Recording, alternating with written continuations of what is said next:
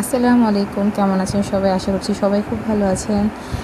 আর আমি BD cooking artist থেকে তাল পাকা গরমে আজকে আপনাদেরকে তৈরি করে দেখাবো তালের পায়েস।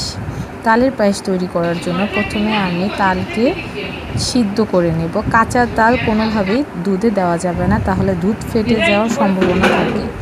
সাগুদানাকে আমি প্রথমে ভিজিয়ে নিব 1 ঘন্টা বা আধা ঘন্টার জন্য। তারপরে আমি এখানে 1 কেজি পরিমাণ দুধ ব্যবহার করেছি।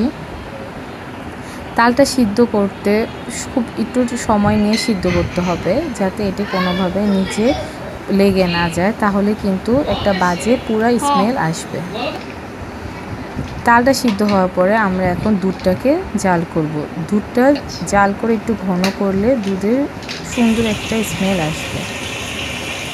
আমি এখানে একটা এলাচ দিয়ে দিচ্ছি দুধে গ্রান আসার জন্য। দুধটা আমার বলক আসার পরে 5 থেকে 10 মিনিট দুধটাকে একটু ঘন করব। আমি দুধের মধ্যেই সাবুদানা সিদ্ধ করব, আলাদা পানিতে সিদ্ধ করব না। দুধে সাবুদানা সিদ্ধ করলে আমার মনে হয় সাবুদানাটা বেশি মজা লাগে। আমি সাবুদানাগুলো দুধে দিয়ে দিচ্ছি সিদ্ধ করার জন্য। 5 মিনিট সিদ্ধ করার পরে আমি এখানে ঠান্ডা হওয়ার তালের রসটায় দুধের মধ্যে দিয়ে দিব। আস্তে আস্তে পরিমাণ দিব, যাতে সুন্দর করে মিক্সড হয়ে যায়।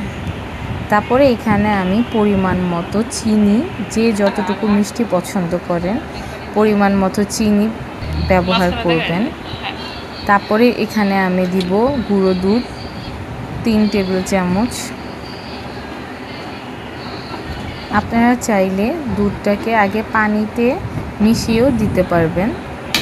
একটু সামান্য পরিমাণ লবণ আর স্বাদ মতো চিনি ব্যবহার করবেন। আমি এখানে টোটাল 4 টেবিল স্পুন চিনি ব্যবহার করেছি।